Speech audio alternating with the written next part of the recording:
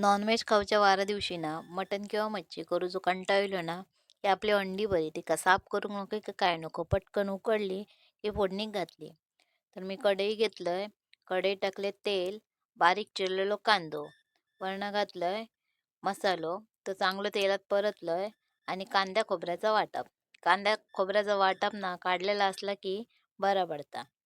तर मी इकडे ना आलं लसूण पेस्ट टाकू किसारलेलं आहे. तर कांदा खोबऱ्याचा वाटप टाकलंय, त्याच्यात टाकलंय आणि त्या चांगला ढवळलाय.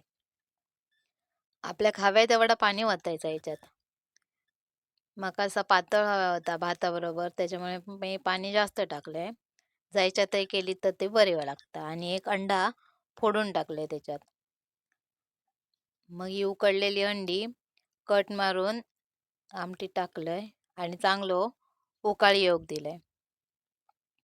चला मग रेसिपी कशी वाटली ती सांगा.